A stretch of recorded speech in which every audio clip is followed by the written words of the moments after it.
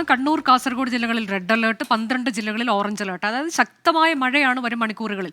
നാളെ നോക്കുകയാണെങ്കിൽ വടക്കൻ കേരളത്തിൽ 5 ജില്ലകളിൽ റെഡ് അലേർട്ടാണ്.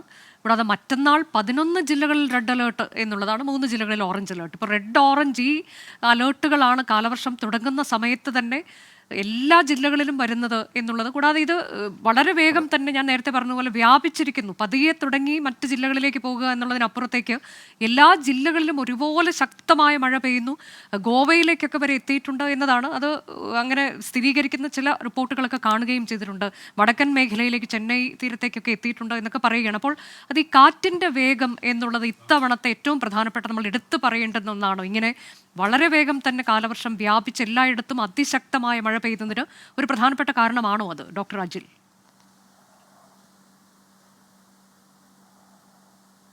അതെ, വെസ്റ്റ് കോസ്റ്റിൽ അതെ, ഏകദേശം കർണാടക, മുംബൈ ആ തീരങ്ങളിലേക്ക് വരെ നമ്മുടെ ഒരു മൺസൂൺ ക്ലൗഡിൻ്റെ വ്യാപനം നമുക്ക് കാണാൻ സാധിക്കും. ഈ തീർച്ചയായിട്ടും വടക്കൻ ജില്ലകളിലേക്കാണ് കൂടുതലായിട്ടും ഇപ്പോൾ നമുക്ക് റെഡ് അലേർട്ട് എന്ന് പറഞ്ഞ വാർണിംഗ് ഇഷ്യൂ ചെയ്തേക്കുന്നത്. പക്ഷേ എല്ലാ സ്ഥലത്തും കൊടുക്കാനുള്ളൊരു പൊതുവെയുള്ള കാരണം, നമ്മുടെ കേരളത്തിൻ്റെ തീരത്ത് അറബിക്കടലിൽ അതിശക്തമായിട്ടുള്ള മേഘങ്ങളുടെ സാന്നിധ്യം നമുക്ക് കാണാൻ പറ്റും. കുമ്പാര മേഘങ്ങൾ എന്ന് പറഞ്ഞ മേഘങ്ങളുടെ സാന്നിധ്യം കാണാൻ പറ്റും.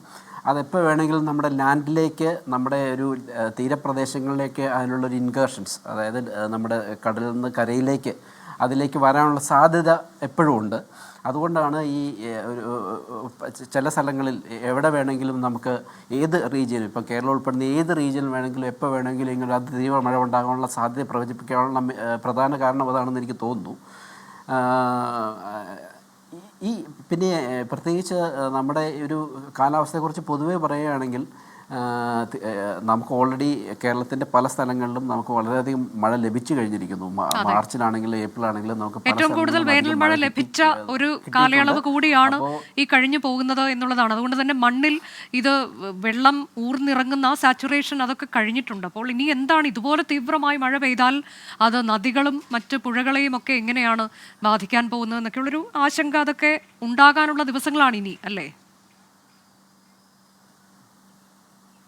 അതെ, തീർച്ചയായിട്ടും നമ്മളെപ്പോഴും അത് കരുതിയിരിക്കണം. കാര്യം അതിശക്തമായിട്ടുള്ള മഴ ഉറപ്പായിട്ടും നമുക്ക് പ്രതീക്ഷിക്കാം. ഏതെങ്കിലും ജൂണിലോ ജൂലൈയിലോ ഏത് മാസങ്ങളിലും നമുക്ക് പ്രതീക്ഷിക്കാം. പക്ഷേ അവിടെയൊക്കെ എന്താണ്, നമുക്ക് വാണിംഗ് സംവിധാനങ്ങൾക്കും, അതെന്ന് പറഞ്ഞാൽ മുന്നറിയിപ്പ് സംവിധാനങ്ങൾ കിട്ടിക്കഴിഞ്ഞാൽ അതിൻ്റെ ആക്ഷൻസിനും ഭയങ്കര അധികം ഇമ്പോർട്ടൻസ് ഇവിടെയുണ്ട് ഇനിയുള്ള കാലങ്ങളിൽ, അല്ലെങ്കിൽ ഇനിയുള്ള ദിവസങ്ങളിൽ. അപ്പോൾ അത് വളരെ ശക്തമായിട്ട് ഒരു കാര്യം കൂടി ഇപ്പൊ ഇത്തവണ ഇങ്ങനെ ആണെങ്കിൽ അത് കനത്ത ഒരു മഴ, റെയിൻഫോളിലേക്ക് സാധാരണ ഉണ്ടാകുന്നതിനേക്കാൾ കൂടുതൽ മൺസൂൺ ഇത്തവണ ലഭിക്കും എന്ന് നമുക്ക് ഇപ്പോൾ വിലയിരുത്താമോ? അതിനുള്ള സമയമായോ, ഡോക്ടർ അജിൽ? അതെ, ദീർഘകാല കാലാവസ്ഥാ പ്രവചന പ്രകാരം ഈ ഒരു മൺസൂൺ 2025 മൺസൂൺ എന്ന് പറയുന്നത് ഒരു അതിതീവ്ര എക്സസ് മൺസൂണാണ്. അതായത് നമ്മൾ ശരാശരി പ്രതീക്ഷിച്ചതിനേക്കാൾ കൂടുതൽ മഴ 10-20% നമുക്ക് ലഭിക്കാനുള്ള സാധ്യതയാണ് മോഡലുകൾ തരുന്നത്. അപ്പോൾ നമുക്ക് അതിനുവേണ്ടിയുള്ള തയ്യാറെടുപ്പുകളിലേക്ക് പോകാം എന്നാണ് എനിക്ക് തോന്നുന്നത്.